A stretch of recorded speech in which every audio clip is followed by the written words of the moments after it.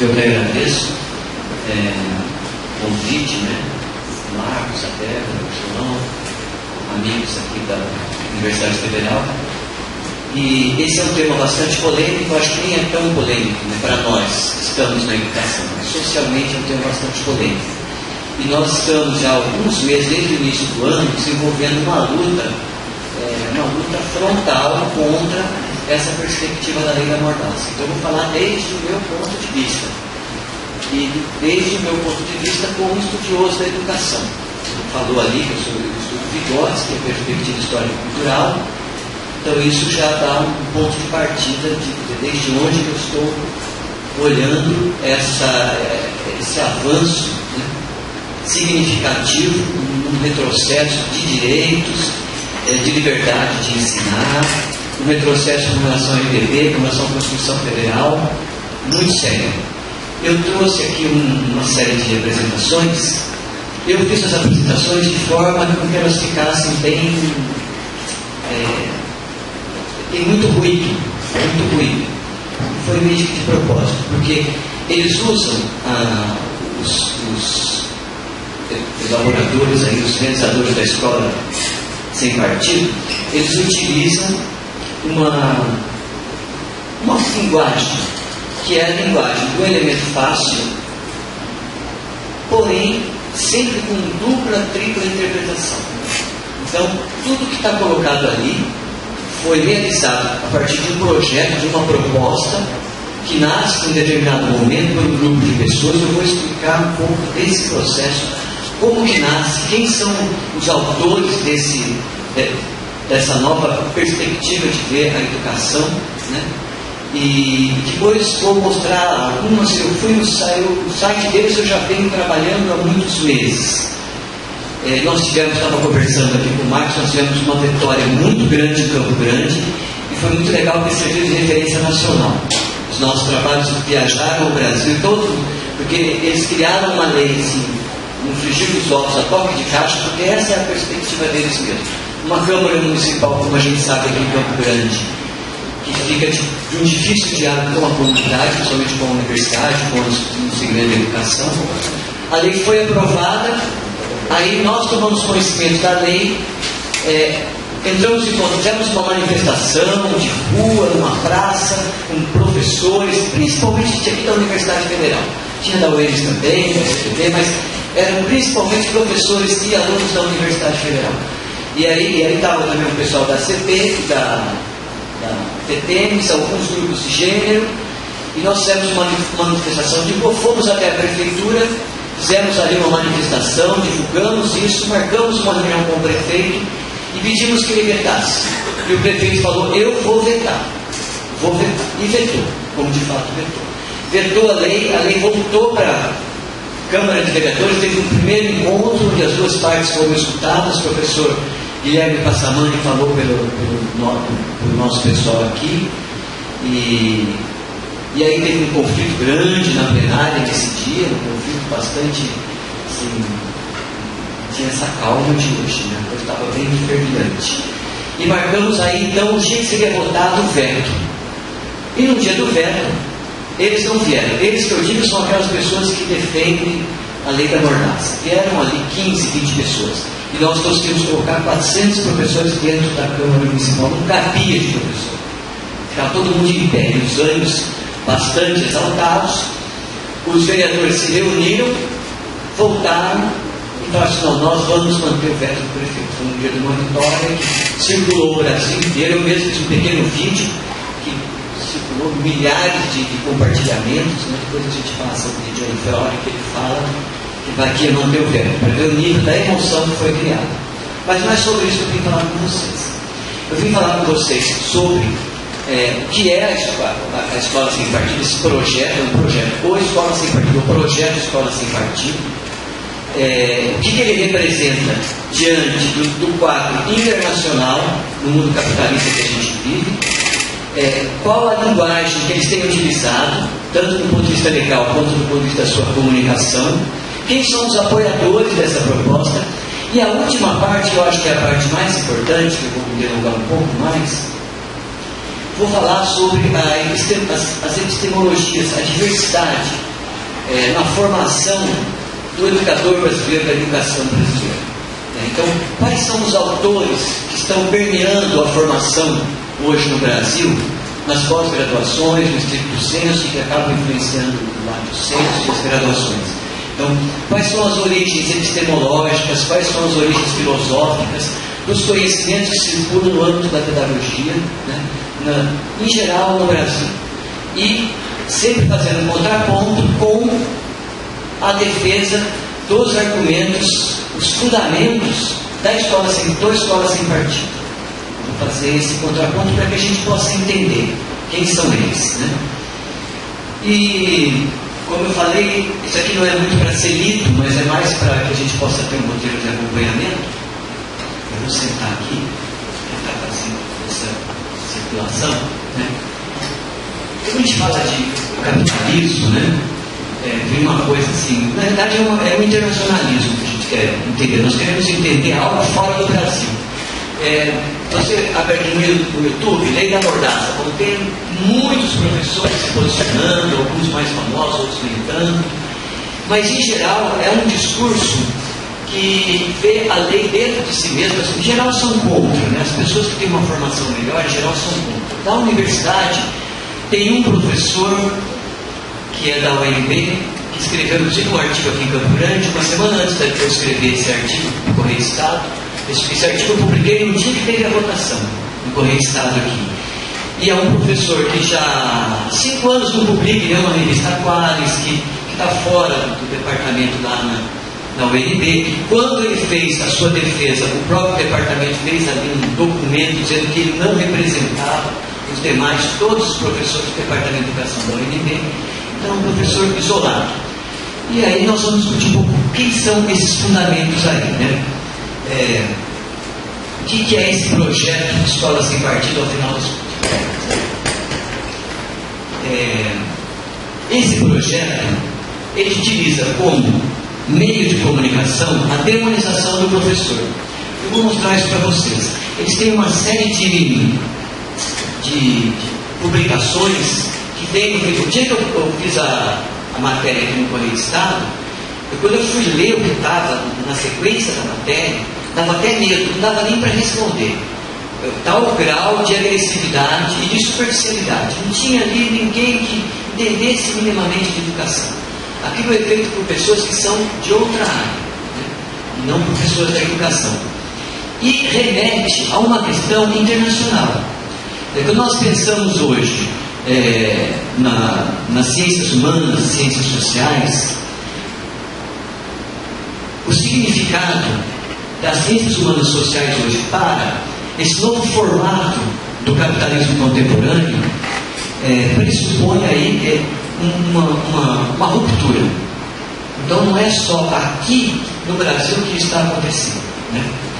Eles também têm um recorte, além dessa questão das discussões políticas, sociológicas, filosóficas, que eles não gostam de adentrar, eles têm discussões de gênero que são absolutamente radicais, né? Então, nós temos aqui na UFMS 3 grupos de pesquisa em gênero. Então, esses 3 grupos de pesquisa, quando ficaram sabendo dessa lei, eles ficaram enlouquecidos, porque simplesmente eles vão fazer um trabalho à toa. Mas não é só aqui, é no Brasil inteiro. Então, discussão de gênero, eles chamam de ideologia de gênero. Esse conceito não existia, foi trazido agora, né? Sexualidade, educação sexual, esse tema transversal da LDB foi abolido, absolutamente, por eles. E eles têm leis, projetos de leis para que isso seja abolido efetivamente no Brasil, né? Não é uma coisa, eles não estão desamparados. Nós vamos ver projeto por projeto para mostrar para vocês. A questão da religião também nos incomoda muito, porque a religião na escola, em geral, ela remete ao estudo da religiosidade, das origens culturais religiosas. E isso afronta uma perspectiva religiosa fundamentalista, onde a minha religião é a única que existe, é a única que é realmente verdadeira, todas as demais são falsas. E então existe hoje em curso no Brasil um sério, que em todos os estudos, vocês também devem estar conhecendo na mídia toda hora, ataque a religiosidade afrodescendente, nas comunidades terrenas, hoje é praticamente proibido você, um terrena que dissesse, não, eu adoro, meu Deus é o Deus Sol, eles vão ser perseguidos totalmente dentro da comunidade, né? Então, contra esse fundamentalismo que qualquer ciência vai se colocar.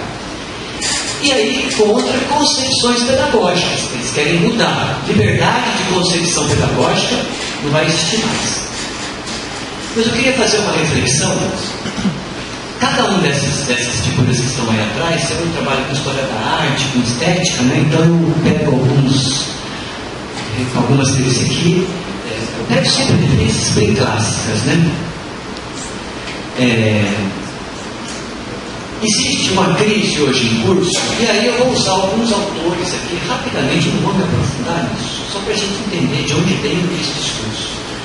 Existe uma crise dentro do mundo do capital, e que perpassa todas essas outras áreas aí, da religião, de gênero, da educação, da pedagogia, da psicologia. É uma crise que se instalou no mundo após a queda do muro, e que isso já, algumas vertentes já diziam que isso ia acontecer mesmo, ou seja, à medida em que o capital não tiver um controle externo, internamente ele não vai ter controle.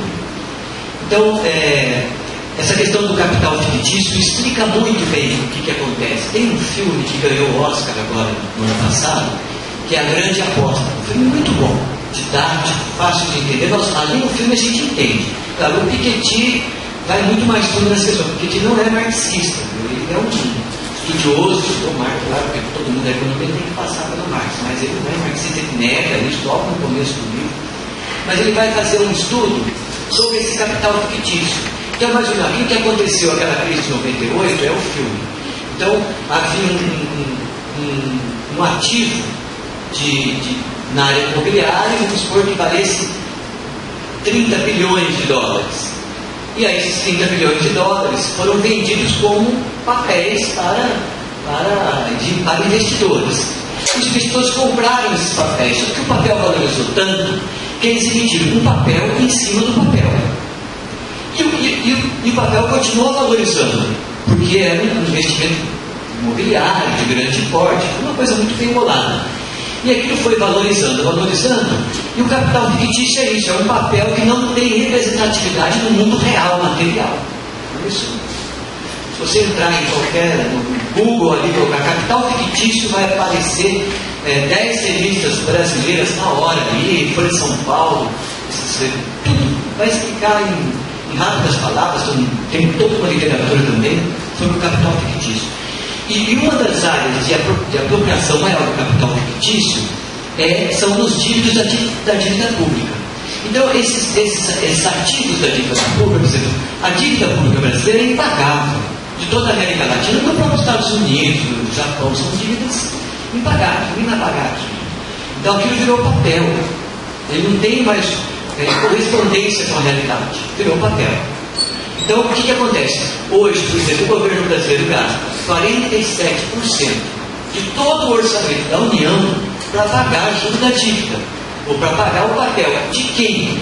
De investidores fictícios, localizados no mundo inteiro, transnacional. Tem gente no Brasil também, mas tem maioria de fora, quem tem capital.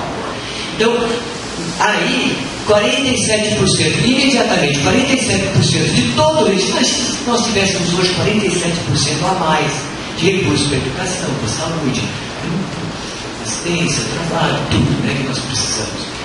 É muito dinheiro.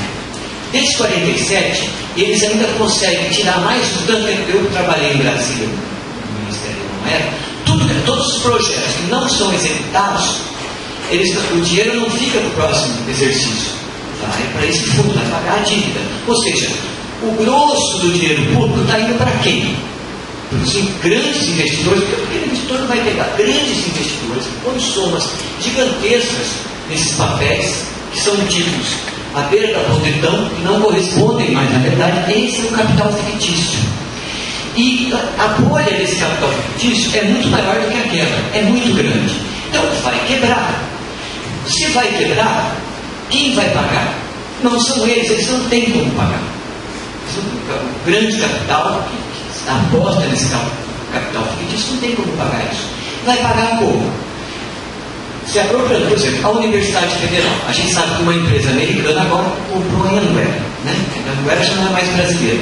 Esse pessoal está de olho aqui, a universidade. Os próximos anos vão ser terríveis para todos nós, né? Da Universidade Pública Brasileira. Eles vão tentar desmontar isso aqui de todas as formas possíveis.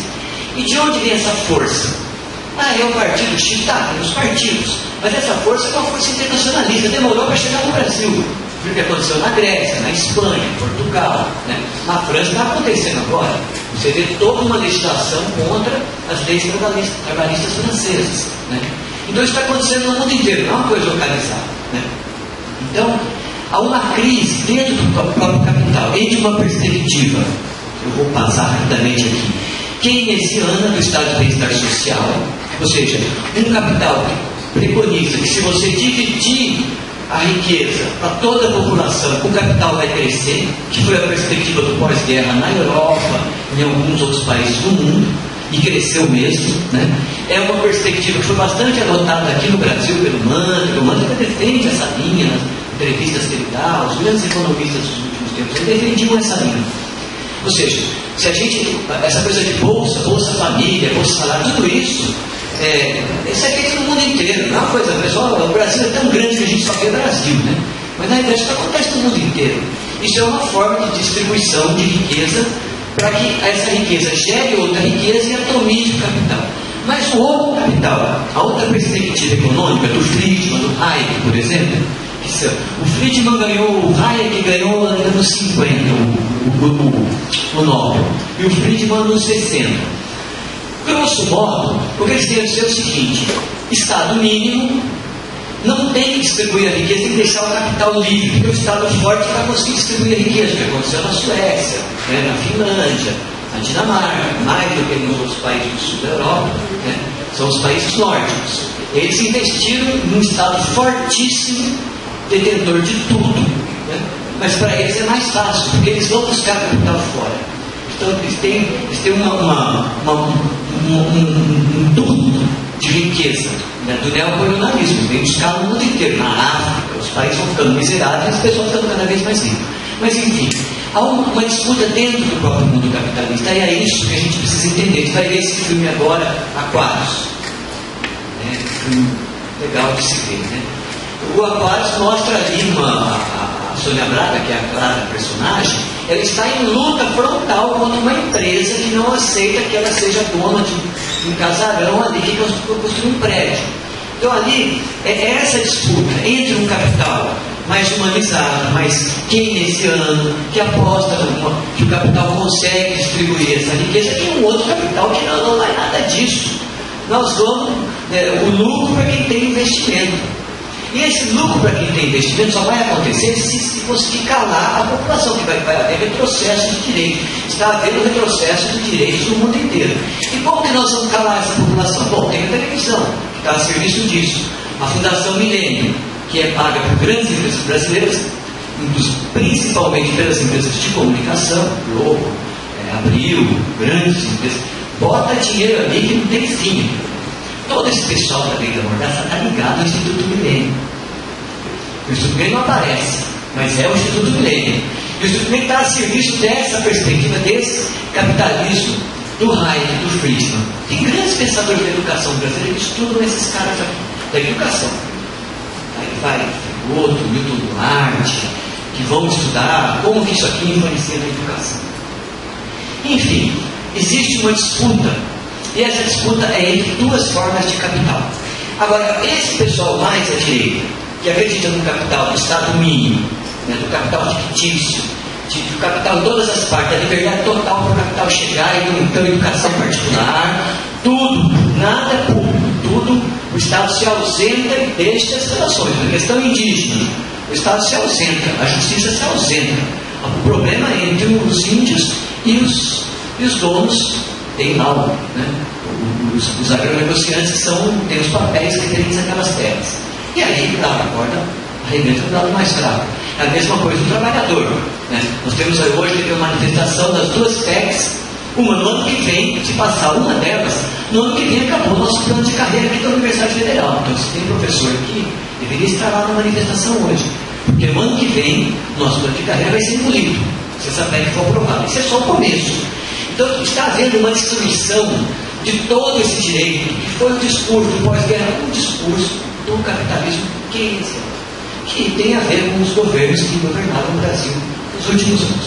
Então, a disputa não é entre socialismo, marxismo e capitalismo. A disputa, isso também existe essa disputa. Mas a disputa que se dá hoje entre dois é a disputa da Clara, da personagem do filme. Ou seja, ela quer manter aquilo porque ela tem uma percepção humana. Aquilo para ela é mais do que mercadoria. Aquilo para ela tem uma relação humana. Né? Então, o trabalhador é mais do que uma mercadoria. Nesse mundo de hoje, o trabalhador é mais do que uma mercadoria para quem? Talvez para nós que estamos aqui na universidade. O trabalhador é uma mercadoria, sempre foi. Né? Desde que o capital existe. O trabalhador é uma mercadoria que está ali como um ativo que vai trazer parte do lucro para você ganhar de coisa. Então ele é coisa. E essa disputa entre o ser coisa e o ser cidadão é que vai tomar todo o discurso. Veja que não é uma questão brasileira. No Japão, já houve, está havendo e vai ser acirrado um processo radical de retirada das ciências humanas e sociais das grades de formação das escolas. E a resistência lá é menor que aqui. Aqui nós temos resistência, lá a resistência é menor. Por quê? Porque não precisa. Porque tem que formar um ser para trabalhar no sistema produtivo. Para isso. É só para isso que serve a escola. Né? Isso aqui é na Austrália. Né? Na Austrália, eu tenho uma filha que mora na Austrália, ela acompanha isso e me manda para a Austrália. A história vai ser uma das primeiras disciplinas, mas não é só a história, não. Eles têm uma percepção, um dos principais pensadores, ele fala assim, não, esse pessoal da educação, da pedagogia, história da educação, filosofia da educação, as coisas, isso já não é de hoje. Isso já vem de muito tempo. Né? Desde quando caiu o muro de Berlim, não tem mais controle. O controle agora somos nós na rua, nós e eles. O Estado não está a serviço da população. Né? E a gente vai ter que enxergar isso. Não está e não estará a serviço dos professores. A disputa se remete à sociedade civil. A nossa luta vai ser corpo a corpo lá fora. Né? E olha, aqui na América Latina já houve um retrocesso imenso. Salvo alguns países que conseguiram se permear. Na Argentina está havendo um desmonte radical, muito mais radical que o nosso. E aqui a gente tem mais condições de resistir, porque aqui o governo é ilegítimo. Então nós temos um outro discurso.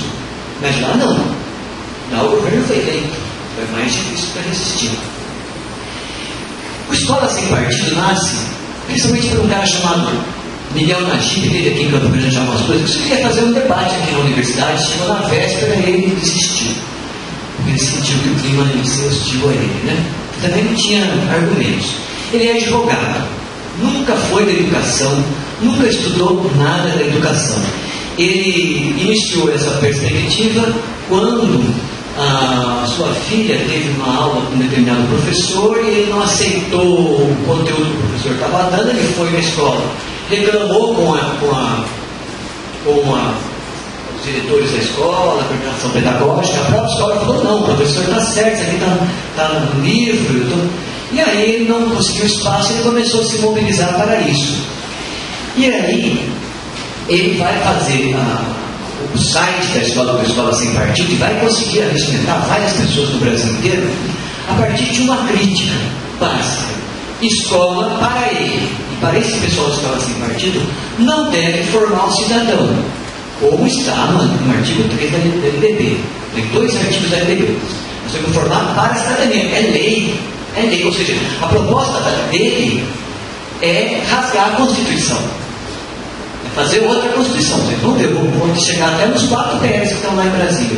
Eles vão destruir, a proposta é destruir toda essa perspectiva. Por quê? Porque a escola não tem que formar cidadão. Essa foi uma pesquisa realizada pela Veja, que viu que 78% dos professores no Brasil, 44% dos pais e 29% dos alunos, tinham uma perspectiva de formar, sim, cidadãos.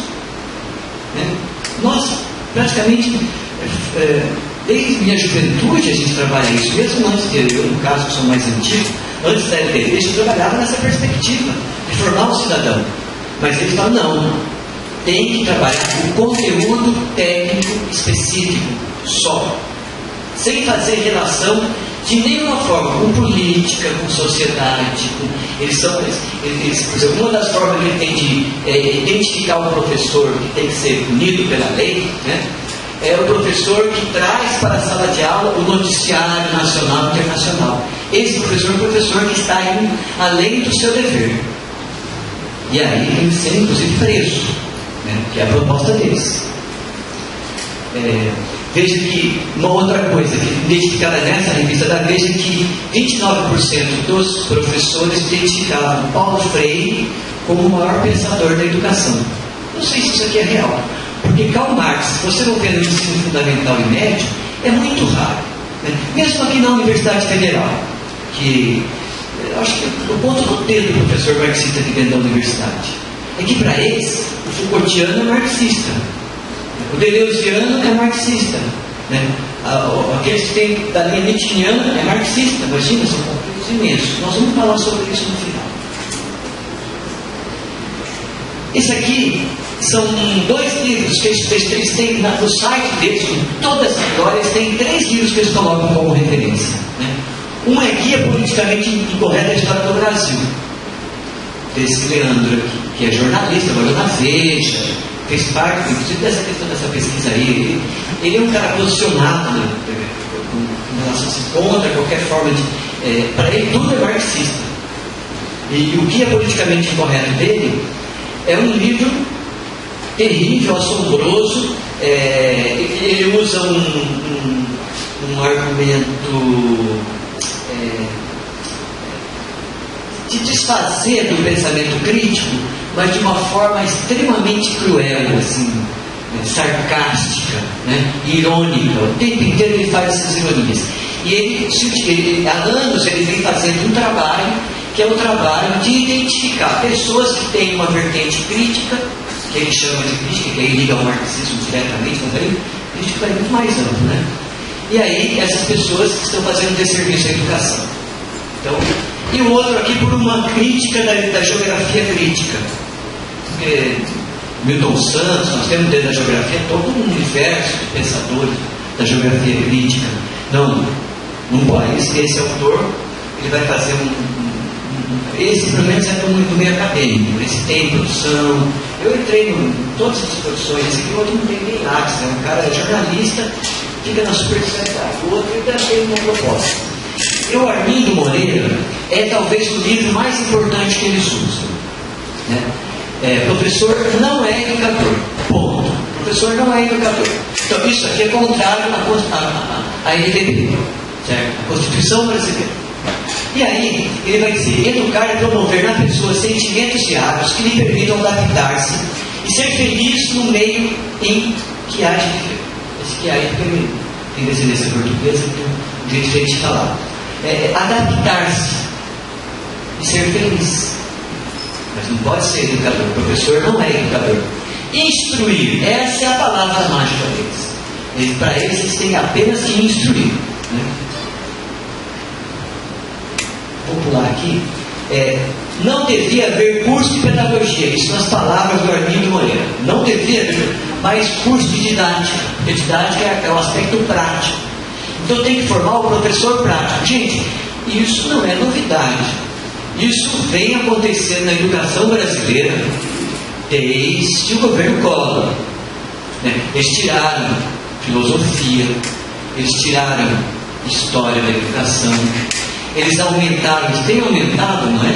Vocês conhecem bem melhor do que eu, sistematicamente as práticas de ensino em detrimento às reflexões filosóficas, conceituais. Isso já vem acontecendo. Esse pessoal só está acirrando a corda aí, gente, está acontecendo isso. Aí depende do que a gente consiga ou não acordar, né? Pedagogia, olha o que ele fala. Pedagogia é a arte de fazer currículos. E quem deveria fazer os currículos são os políticos. Na realidade, vocês vão percorrer comigo todo esse raciocínio. Todo o projeto da Lei da Mordaça significa tirar dos fóruns da educação, Fórum Nacional da Educação, do Conselho Nacional de Educação, dos CONAIs, desses fóruns que congregam milhares de educadores que estudam, que pesquisam, que passam para a gente pegar um autor. Eu estudo Vygotsky há 22 anos. Eu estou no livro. Há 22 anos eu estudo o mesmo autor, claro, não só ele, mas estudo ele há 22 anos, para poder saber um pouco. Né? E aí vai chegar um cara de outra área, um político, e vai dizer o que nós da educação vamos fazer. Então, isso é o que está acontecendo. Esse Armindo Moreira tem muito mais coisas para dizer. Não vou me pegar aqui, eu tive que ler. Para eu poder defender. Chega, né? A questão da meritocracia, olha o que ele diz aqui no final. Quando o professor foi respeitado por todo mundo, aí ele pode estudar o salário. Ou seja, se nosso salário é ruim, é porque nós não somos respeitados, porque não fazemos um bom trabalho. Né? Porque o nosso trabalho tem que ser instruir mecanicamente, só a prática, sem nenhuma reflexão teórica. Vamos avançar. A escola não educa. Quem educa é a família e a religião. Eles falam isso sistematicamente. Veja bem, eles têm um site central. Esse site tem dezenas de links. Instituto Milênio, vai embora. Né? E aí você vai entrando nos links, você vai vendo para onde vai isso. Então quem educa? A família e a religião. E nada, ou nenhum tipo de profissional pode tomar o lugar. Gente, mas qual é a família hoje no Brasil? Eu trabalho com direitos humanos, né, a vida inteira. Trabalhei no inferno da sociedade brasileira. Meu primeiro trabalho social foi nos Alagados de Salvador em 1978, 79. Vim para cá, trabalhei com esse pessoal que saiu do Hospital São Julião, hanseníase, e não tinha como voltar para casa, formaram uma colônia, fui trabalhar lá. Trabalhei com adolescente autor de arte nacional, 7 anos de dignidade. Fui educador do movimento de menino de rua, 9 anos, trabalhava na rua, ali. Comunidade indígena, 6 anos com os terrenos, né? Então, você tem uma história de vida toda trabalhando. Nós trabalhamos com pessoas que o capital cultural, eu não estudo Bourdieu, mas minimamente a gente deve conhecer isso, né? É um ato senso. Não tem um capital cultural. Só que ele fala isso também. A família não tem, a escola tem que trazer. Mas para eles não. É a família que está desintegrada por essa realidade que explora, tirou a mãe de casa para explorar no trabalho, não colocou ninguém no lugar. Não tem educação infantil dentro de Campo Grande, uma cidade riquíssima, né? Que teve um fluxo migratório fantástico de gente rica. Qualquer cidade que tem, né? Os maiores fluxos migratórios do país aconteceu aqui. A cidade cresceu 300 mil habitantes, só tem gente rica, né? Não veio pobre, tem brasileiro, estava em São Paulo, Minas. E cadê esse dinheiro? Né? Somente conteúdos escolares, língua e matemática. Eles falam isso em vários lugares. Então, geografia, perigoso. Mas ele não é seguro. Na Austrália também. Honduras, já tirou hoje. Né? Então, gente, tem alguém da história aí? Da geografia? Enfim. Ciências sociais, então, não fazem nem perto. Matemática, sim. Então,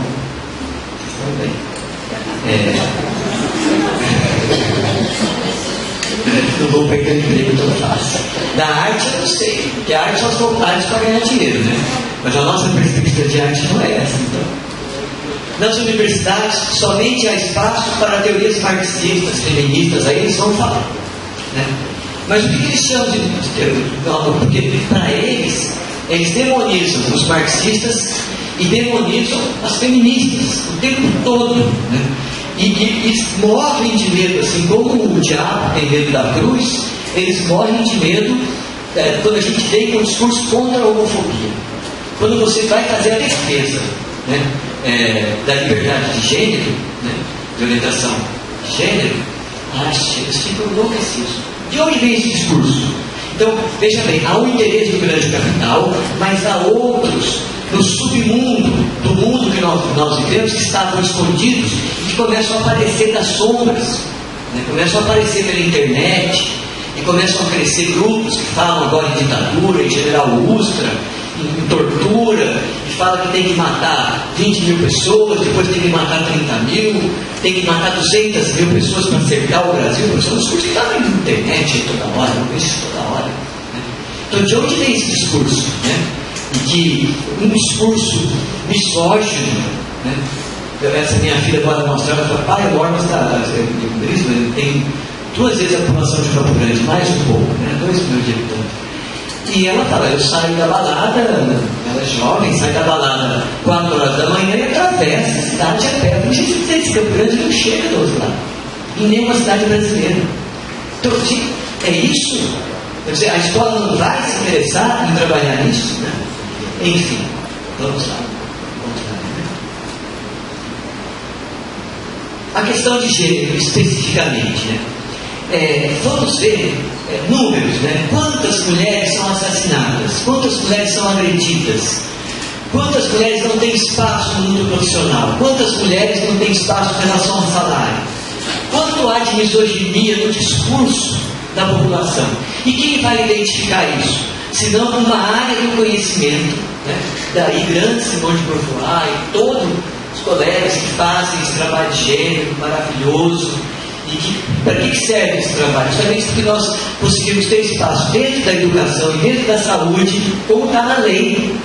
E que a gente faça, sim, educação sexual, né? Faça, sim, uma educação de gênero. E eles chamam tudo isso de ideologia de gênero. Eles criaram esse conceito. Não sei se existe fora do Brasil. Em toda a literatura que eu olhei, eu não vi. Ideologia de gênero, ou seja, eles acham que nós estamos criando isso, os pesquisadores das universidades, eles são só meia dúzia da universidade.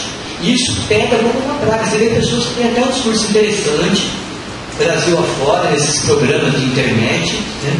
Eu estou vasculhando há meses, desde que eu comecei a trabalhar nisso, né? Estou escrevendo agora para publicar em revistas sobre isso, que eu acho que é uma coisa necessária, uma coisa contemporânea, né? Então, a questão de gênero, ela dá um peso de violência, que eles precisam desse peso de violência, dá o discurso, dá o tom da violência. E são cruéis. Então, você vê, por exemplo, todo dia, assim, ontem, essa semana agora, uma transgênero de Três Lagoas, um aluno da universidade, foi atacada totalmente sem motivo. Eu lembro que eu trabalhava num programa de redução de danos e uma das pessoas que trabalhava comigo no meu programa, no projeto de pesquisa, no programa de extensão, e uma das que a gente contratava pessoas de fora para o Ministério da Saúde era uma travesti. A Marcela faleceu. Um dia eles estavam no ponto de ônibus do hospital do HU, Federação do Positivo, alguém passou e deu um tiro. Não tinha nenhum motivo. Isso acontece. Nós fazíamos um trabalho de direitos humanos em Ponta Porã, e uma sequência de assassinatos, todos da mesma forma. Eles pegavam qualquer tipo de homossexual, lésbica, gay, travesti, transgênero, matavam com pauladas e depois davam um tiro na cabeça, para a forma de nós, estamos nós. Fizemos audiência pública dos concerrados. Os concerrados falavam que não há maricões, seguidores do interior. Porém, porque no Losai, porque todo mundo tem que ficar no armário mesmo. Porque se sair do armário é morto, atacado, agredido. Na Bolívia é a mesma coisa. E no Brasil, muito forte. Então, quem vai trabalhar isso? A escola. Esse é o espaço, é a educação, a saúde. Os instrumentos de saúde e a escola. Nós temos essa missão, está lá na missão institucional. Então, eles lutam contra a Constituição. Gente, mas é a luta.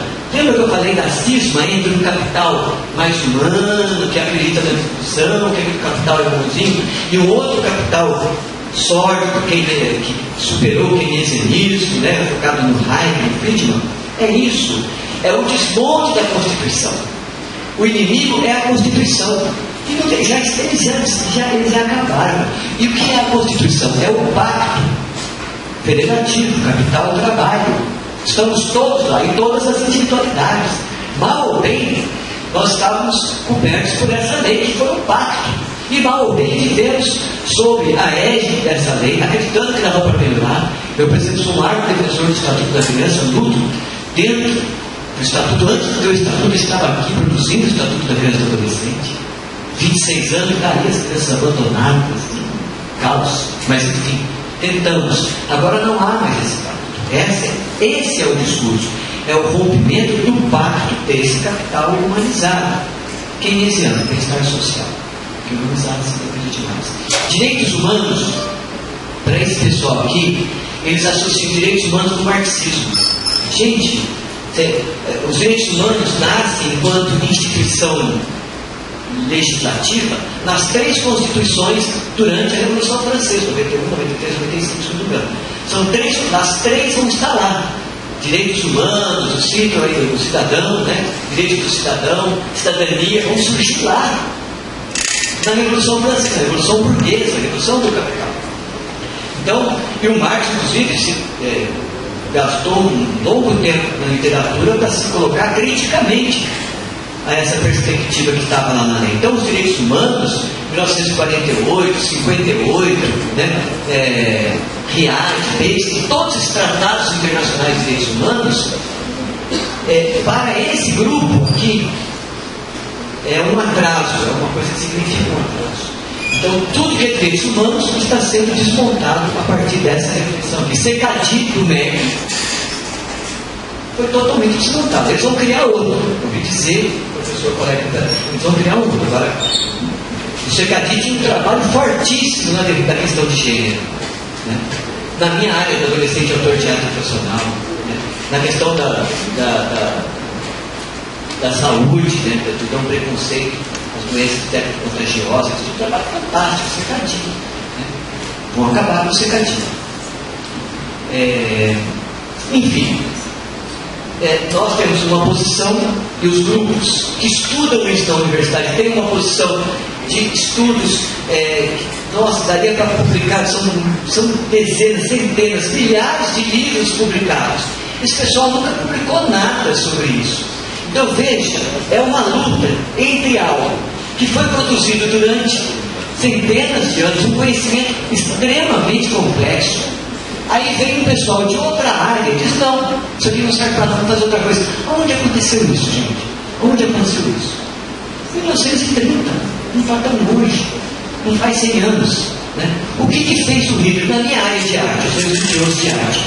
O primeiro Reich, antes, quando ele entrou a primeira vez, uma das primeiras coisas que ele fechou, a censura à arte. Então, por exemplo, toda a arte moderna, e aí vai Picasso, todos os Monet, Edward, todos eles, ali, Braques, todos foram absolutamente proibidos dentro da Alemanha. Eles foram proibidos. A arte moderna foi proibida dentro da Alemanha. Na educação, aconteceu a mesma coisa, só poderia educar uma educação voltada para o Reich. O que significa isso? Uma visão única e superficial. Né? Aí, por exemplo, o Reich utilizou sim algumas reflexões de Nietzsche, mas aí dizer que Nietzsche era nazista, fundamentou o nazismo, né? Isso é um absurdo. Né? Você não só uma pessoa que não conhece nada mesmo para dizer isso. E os outros autores nem entravam. Então, tirando Heidegger, Nietzsche, Schiller, todos os outros pensadores, filósofos, foram praticamente extirpados. E o que eles produziram foram tão rasos. Imaginem, na mesma época eles tinham Beijing, que foi morto no final da guerra, Adorno estava lá produzindo, grandes pensadores estavam ali germinando dentro, tiveram que fugir da Alemanha, o próprio Einstein na área da física. Então, na realidade, a grande disputa que se dá na questão da lei da mordaça é o complexo pelo raso, pelo superficial. E nós que somos a universidade, que mal ou bem, com todas as nossas fragilidades, é inquestionável. A produção de conhecimento dentro das universidades públicas brasileiras é absolutamente inquestionável. O nível de corrupção das universidades públicas brasileiras é baixíssimo. E a nossa produção é altíssima. Vai ver as faculdades particulares. Então já tem IBL querendo terceirizar o professor, né? Então aí a Anhanguera vai fazer um acordo aqui com a universidade, vai receber tantos milhões, vai contratar 50 professores durante 3 anos para dar conta disso. Daqui 3 anos acaba, o professor volta. Não vai ser mais só a limpeza que vai ser terceirizada, mas vão terceirizar o professor. Veja bem, gente, isso é um projeto de mundo. Não é Brasil, é um projeto de mundo. Enfim, estou falando de gênero. A questão da religiosidade, já falei alguma coisa. A intolerância religiosa ela é muito utilizada nesse momento porque ela vai fortalecer essa perspectiva de um capitalismo muito mais nocivo, que não aceita direitos humanos, que não aceita direitos trabalhistas. Se não aceita direitos humanos e direitos trabalhistas, o que vai ter? Vai ter conflito. Olha, eu passei a vida inteira, fiz concurso, eu não vou entregar a minha vida de graça, eu vou lutar. Hoje teve uma manifestação lá no centro da cidade, tinha 10 professores da universidade lá. Hoje, porque ninguém percebeu ainda que a coisa é muito maior. No ano que vem, vai ter 100 professores lá. Infelizmente as pessoas demoram para perceber que a única forma é a luta política. Tinha 10 hoje, é uma vergonha, né?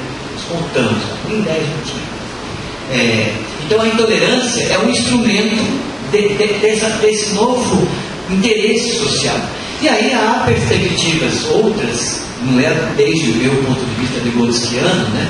Mas outras que acham que não, que a intolerância que gera as demais legislações e tal.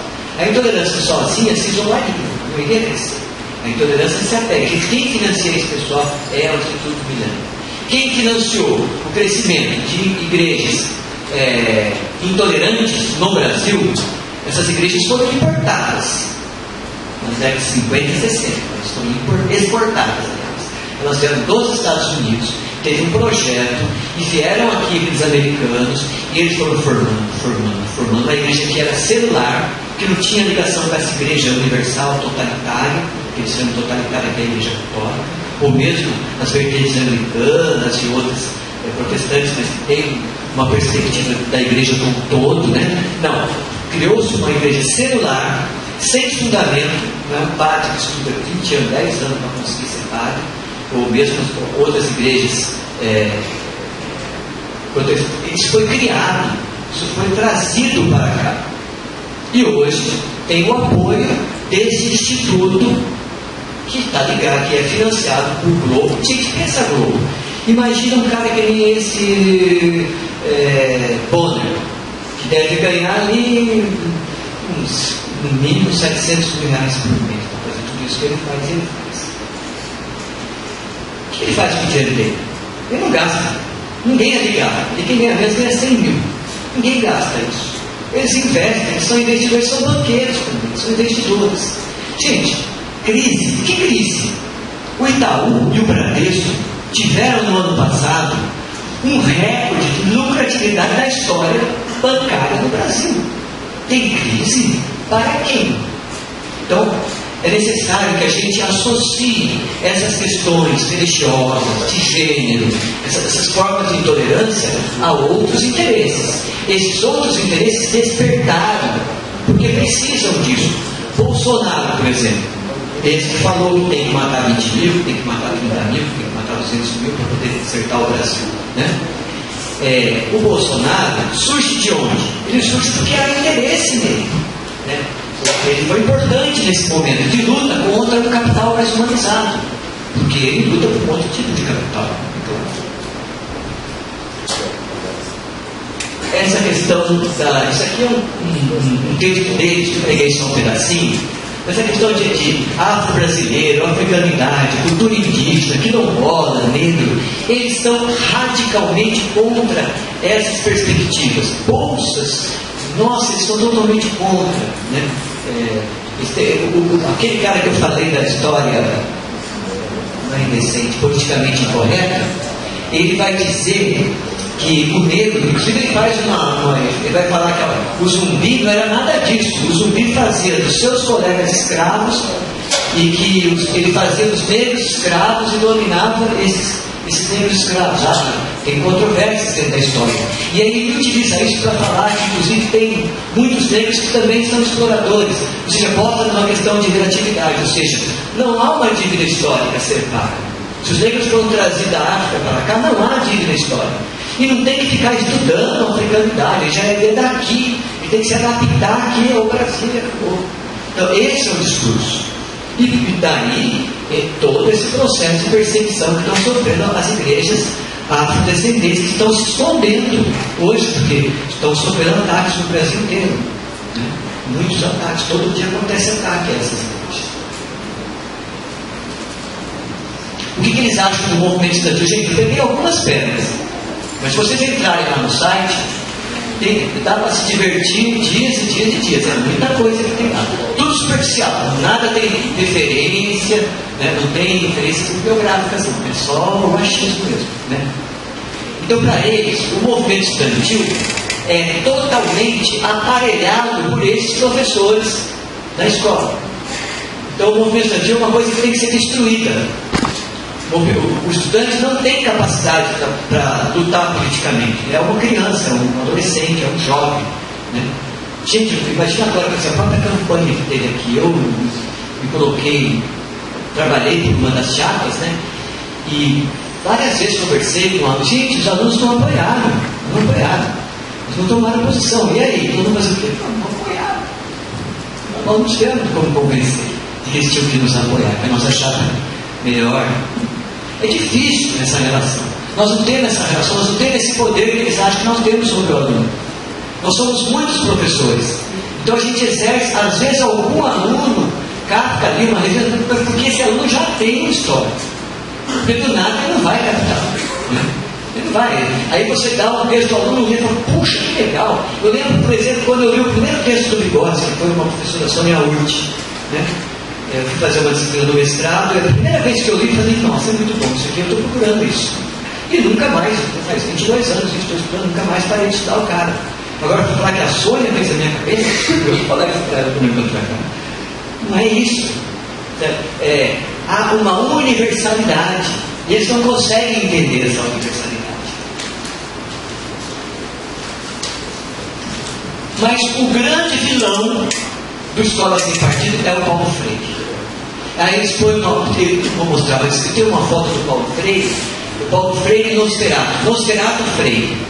Paulo Nosferatu Freire. Aí está o Paulo Freire no caixão. São muitos, eu acho que esse foi o Gramsci. São muitos. Então eles colocam o Paulo Freire como se fosse um vampiro, eles colocam isso, que o professor vampiriza o aluno, nós estamos sugando o aluno. Eles usam o conceito de exploração. Imagina, eles vão estar tudo da criança adolescente e falar que o artigo 5, realmente o artigo 5 fala da exploração. Exploração é outra coisa. Exploração é quando você explora para fins econômicos. Você explorar uma criança para fins econômicos. E vai falar que o professor explora o aluno. Inclusive eles usam isso na proposta de lei, no projeto de lei. Nós professores estamos explorando o aluno. Na realidade, tudo isso faz parte da mesma coisa. Eles estão demonizando os professores. Por quê? Porque os professores representam hoje no Brasil uma categoria que vai dar muito trabalho para essa perspectiva neoliberal. Eu para perceber hoje na rua, eu não esperava ter tanta gente na manifestação. Professor, além de ensino médio, de fundamental. Nós aqui, o senhor de universidade é complicado. O senhor de universidade se sente num patamar superior. Eu sou doutor da universidade, não me misturo com esses movimentos, e fica naquela superioridade e aí não participa de nada. É um isolamento, professor de universidade. Mas o que eu vi lá hoje, e que é o que a gente está vendo no Brasil inteiro, nós vamos dar muito trabalho. Por quê? Porque uma perspectiva crítica já está presente. Eles têm que destruir isso. E eles vão pela lei. Né? Aí, ó. O professor é um black bloc mutilado, ou um black bloc é o professor plenamente consumado. Né? Ou seja, isso é a conclusão do próprio Najib. Né? Vítima de um sequestro intelectual. Esse sequestro intelectual virou um chavão. Eles falam isso no Brasil inteiro. Isso está em todas as leis, porque as leis são as mesmas no Brasil. Eles fizeram uma e replicaram. Né? Como que aconteceu esse negócio da lei? Eles já tinham um site. Um dos filhos do Bolsonaro, o pai, acho que eu não sei, eu esqueço, ainda bem que eu esqueci. Mas enfim, eu assisti ele falando isso. Esse Bolsonaro ligou para o Najib e falou: nós gostamos muito do seu site e tal, isso pode se transformar numa lei, a gente pode replicar isso no Brasil inteiro. E aí eles criaram uma lei que está replicando, está acontecendo no Brasil inteiro. E vai pipocar muito mais, por toda parte vai ter enfrentamento com essa lei. Já aprovou em 2 estados, e parece que 8 municípios. Campo Grande aprovou, a gente conseguiu tirar, vai voltar. Nós vamos conversar outro dia na Assembleia Legislativa, que fizer uma pressão lá, para que não aí a Comissão de Educação segurou. mas a gente não sabe o dia de amanhã. Então, por quê? Porque o que nós fazemos com o aluno é um sequestro intelectual. E esse é um discurso doce, né? O estudante doutrinado quase sempre desenvolve, em relação ao professor, uma intensa ligação afetiva. Como já se disse, proposta síndrome de Estocolmo, dependendo do grau de sua identificação com o sequestrado. A vítima pode negar que o sequestrador esteja errado, admitindo que os possíveis libertadores e sua insistência em punir o sequestrador são, na verdade, os responsáveis por essa situação. Gente, isso tem um ó, vai, eu não vou fazer vocês perderem tempo com isso. Eu perdi, eu precisava perder tempo, mas foi necessário. Eles fazem o tempo inteiro, você não vê em lugar nenhum um elogio a um professor. É como se o professor fosse o mal da humanidade, o tempo todo. E por quê? Porque eles têm que armar a sociedade, os alunos e os pais, a comunidade, para que se utilizem da legislação que eles estão botando gente no Brasil inteiro para nos reprimir, para reprimir a nossa liberdade, né? Então demoniza.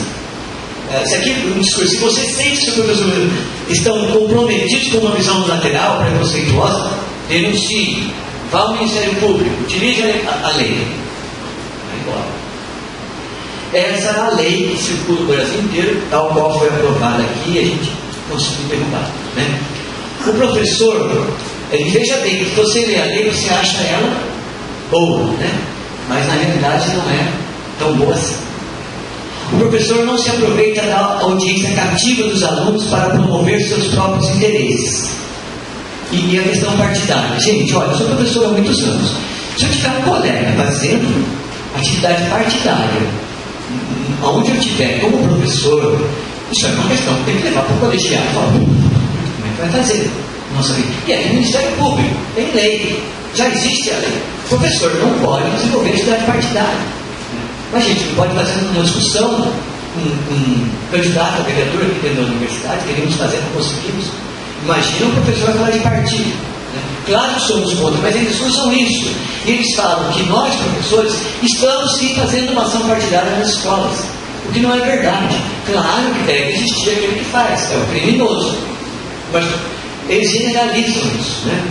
O professor não será nem prejudicará os alunos em razão de suas convicções políticas, ideológicas, morais, religiosas ou falta delas. O professor não fará propaganda político-partidária, claro, né?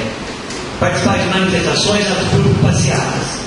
Ao tratar de questões políticas, socioculturais e econômicas, o professor apresentará aos alunos de forma justa, isto é, a mesma profundidade e seriedade, as principais versões, teorias, opiniões, perspectivas concorrentes a respeito. Gente, e o aluno vai ter capacidade de ler isso aqui. Sendo que, junto com isso, na mesma lei está lá a obrigatoriedade de afixar em cada sala de aula, dentro de Campo Grande, dentro do Brasil todo, um cartaz com essa lei, com um número, um 0800 abaixo, falando: se o professor incorrer em qualquer coisa dessa, denuncie seu professor, e criando na Secretaria de Educação uma estrutura para receber essa denúncia e para mandar para o Ministério Público. Gente, se o aluno não gostar de você, ele vai fazer isso como vingança, que vai ser o que vai acontecer em geral, né? Então, veja bem, o professor hoje já está fragilizado na sua autoridade. Essa lei só vai tolher mais ainda a autoridade do professor. Imagina colocar dentro da sala de aula um 0800 para o aluno denunciar o professor. Por 3 motivos: questões ideológicas extremamente vagas e subjetivas, conforme estão colocadas aqui. Qualquer coisa pode ser fato para denunciar um professor. Questões de gênero. Aí, se ele falar qualquer questão de gênero, se um aluno tiver uma ação homofóbica na sala de aula e o professor fizer uma repreensão, falar: não, isso é homofobia, não pode tal, pronto, ele pode ser denunciado. Então, essa é a perspectiva. Se o professor for ensinar que existem sim religiões de várias descendências, do Antigo Testamento, do Novo Testamento, as afrodescendentes, candomblé, a umbanda, as indígenas, o espiritismo, pronto, ele vai ser denunciado, né? Isso é muito importante para que o aluno seja tolerante com as outras religiões, né? Respeitará o direito dos pais a que seus filhos recebam a educação moral que esteja de acordo com as suas próprias convicções. Ou seja, a educação moral tem que ser a do pai, dos pais. Se o pai for misógino, machista, bater na mãe, é um direito dele. A escola não pode se posicionar contra isso e utilizar as teorias que nós estudamos para preparar os professores para trabalhar contra isso. O professor não permitirá que os direitos assegurados nos vídeos anteriores sejam violados. Gente, isso aqui não é nada. Não é nada isso daqui. O problema é isso aqui.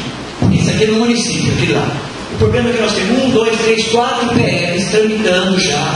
A maioria deles já passou na Comissão de Justiça e Cidadania. Já passou na Comissão de Educação, inclusive. E tem plenas condições de passar.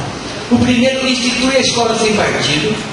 Retira da LDB pluralismo de concepções pedagógicas. Não pode mais. Então não haverá mais pluralismo de concepções pedagógicas na lei brasileira. Gente, isso aqui foi constituído. Se você estava, que é mais velhinho que nem eu, isso aqui foi uma construção histórica, participou todo mundo, tudo bem que houve retrocesso, avanço, mas foi uma construção histórica, foi um pacto que nós fizemos lá. Aí vem um grupo deles que nunca conhece nada de educação, nada. E vai dizer que vai mudar, diz que agora não pode mais ter pluralismo de concepções pedagógicas nessa lei dele e outras barbaridades. Não tem tempo, que só uma lei dessa aqui daria para a gente dar uma aula inteira. Está outro PL 2014. Respeito às convicções do aluno, vedado gênero e temas transversais. Eles pedem para vedar não só o gênero e a questão da religião, todos os temas transversais. Gente, isso, por quê? Porque são contra os direitos humanos. Então isso é uma desumanização fantástica daquilo que é a educação hoje no Brasil, que ainda tem muito para caminhar. Mas o que já se caminhou, um retrocesso terrível. Outro PL, só especificamente da questão de gênero. Por quê? Porque esse aqui eles passam brincando. Ele tem uma bancada evangélica que pega isso daí e leva e ganha. E vai passar. Vai passar. A nossa luta vai ser fora. A nossa luta vai ser no corpo a corpo. Vai passar isso aqui tudo. Hoje já está tendo uma perseguição imensa com os colegas que têm publicação, literatura sobre gênero, mas sobre história também. Ciências sociais, mas mais gênero. Gênero é a questão da moral mesmo, do demônio. Crime de assédio ideológico. Aí é uma lei específica, eu esqueci agora, do jeito do PSDB, que cria, veja bem, ele modifica o Código Penal brasileiro. Tipo, esse aqui eu acho que não passa. Esse eu acho que não. Porque esse é o professorado do Brasil vai pensar muito. Ninguém sabe o que está tramitando. Esse é o Brasil, passa na surdina. Simplesmente cria no Código Penal um conceito chamado crime de assédio ideológico praticado pelo professor e que dá de 1 a 1 ano e meio, 6 meses a 1 ano e meio de cadeia para o professor que incorrer aí sim naquela lei um pouco mais grande que eu mostrei antes e que vai estar na sala de aula de todos os nossos professores. Gente, se isso não é o fascismo, né? A primeira vez que eu vi isso aqui, eu falei, não é possível que está acontecendo isso. Isso é uma barbaridade, entendeu? E aí tem mais. Essa mesma lei aqui, olha bem, diz lá, se o professor incorrer em uma dessas, desse assédio ideológico dentro da escola, 30% a mais na pena. Ou seja, fora da escola também vale. Né? Ou seja, se você estiver no Facebook, publicado lá, algo que algum aluno veja e diga, isso aqui é assédio ideológico, está falando de questão sexual, de religiosidade, você tem uma religião afrodescendente, colocou lá, vai ser preso. Gente, é isso aqui que está acontecendo nesse país. E aí eu coloquei aqui, que seria a parte mais ampla, mas eu demorei um pouco. Eu coloquei aqui os marxistas da educação e do pensamento em geral. Marx, Engels, Gramsci, Vygotsky, Luhmann, Leontiev, Saviani, Lígia Martins, Milton Duarte, Foucault, Manacorte, Lessa Tomé, o Alves aqui, de Campo. Gente, a lista é imensa. Tem muitos grandes pensadores marxistas hoje no Brasil, certo? E no mundo, né? Aí tem Foucault, Bourdieu, Nietzsche, Sartre, Deleuze, Guattari, Adorno, Merleau-Ponty, Walter Benjamin, Bauman, Max Weber, Hegel. Todos esses pensadores, todos eles, no pensamento da escola sem partido, eles todos são críticos e todos têm um viés de esquerda, marxista, que tem que ser combatido. E o que eles dizem é que a universidade só tem espaço para o marxismo, porque todos eles têm a mesma perspectiva marxista. Então essa é a visão do Escola Sem Partido. Lá no site, se você é bom ver, porque a gente fica com raiva e isso nos mobiliza. Mas gente, estou falando aqui, tem muitos outros que vocês estudam ali, que estão aqui, eu só coloquei aqui, só porque é aqueles que eu lembrei na época de mestrado, doutorado, né? Aí Paulo Freire, Galotti, Rodrigues Brandão, Moacir de Góes, Maria Teresa de Delcorre, Emília Ferreira, Giraldelli, a lista é imensa. São aqueles que não são marxistas, mas que têm uma perspectiva crítica definida, né? Mas não são marxistas também. O Paulo Freire não é marxista. Quem vai dizer que o Paulo Freire leu Gramsci em determinado momento, se apropriou de algumas categorias do pensamento de Gramsci, mas não é marxista, né? Eu acho que todos os marxistas são unânimes em dizer isso. Paulo Freire não é marxista. Paulo Freire tem uma outra referência epistemológica, muito mais ligado à linha do Henrique Lúcio, por exemplo, da filosofia da libertação, o próprio Hegel, né? E perpassa por alguns marxistas, no caso o Gramsci, e uma literatura vasta, porque ele era um cara estudioso. São todos demonizados. Agora, pensa na educação. Rousseau, Rogers, Dewey, Vallon, Morin, Tardif, Perrineau, o multiculturalismo, as teorias multidisciplinares, gente, quase todas elas, os marxistas fazem a crítica, todas essas aqui, há uma disputa sistemática, né? Mas essa disputa, essa diversidade que nos caracteriza enquanto universidade, enquanto universalidade do pensamento. E aí, o que eles querem então? Um pensamento único, que vai contra tudo isso que nós estamos estudando. Eu imagino, por exemplo, vocês que estão no estricto senso e que tem vários professores. A maioria dos professores aqui seriam rechaçados por essa perspectiva da escola de consenso. Só que isso aqui vai ter um peso muito grande, porque a televisão vai entrar aqui, já está entrando, né?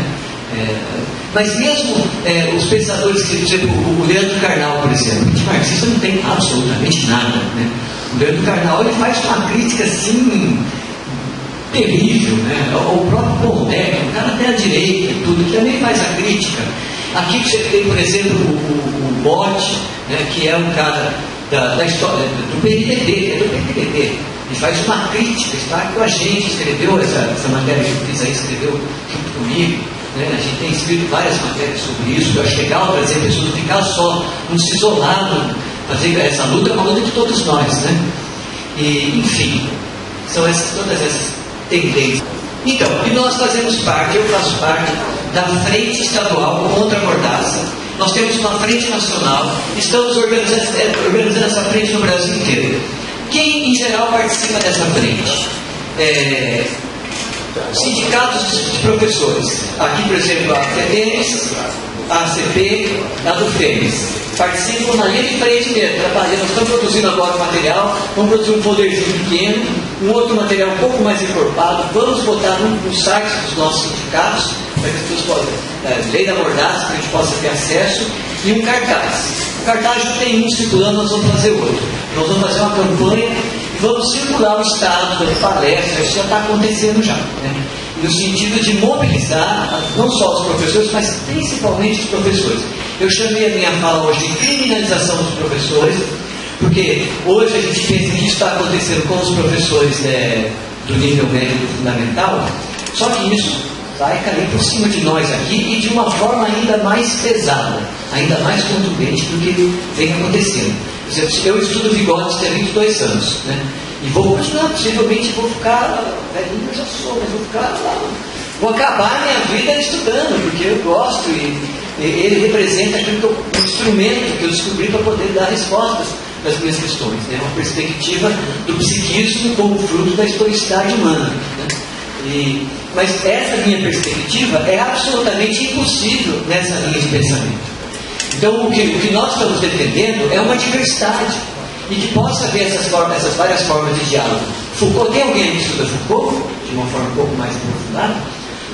Eles demonizam Foucault, eles falam que Foucault acredita que o desenvolvimento humano, a síntese do indivíduo humano é uma síntese histórica, porque para eles não, ela se dá dentro do próprio indivíduo, né?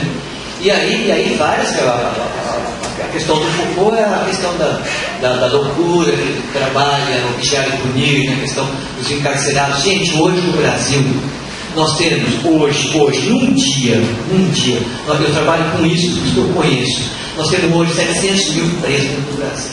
Hoje, num dia. No ano, teriam passado mais de 1 milhão no sistema carcerário brasileiro. Eu trabalho no sistema carcerário há muito tempo. O que é o sistema carcerário? O sistema carcerário se junta aquele povo lá e com eles próprios. Esse crime organizado todo do Brasil nasce lá dentro. Às vezes, alunos nossos, aluno que eu digo não aluno de universidade, mas alunos do meu trabalho que eu faço com direitos humanos, vai preso num lugar desse. E o que acontece? Quando eles saem, eles procuram a gente. Pô, professor, ajuda, pá. Por quê? Porque eles saem e querem voltar para viver, mas não conseguem. Porque para você sobreviver dentro de uma cadeia, você tem que fazer um acordo, você tem que ter proteção.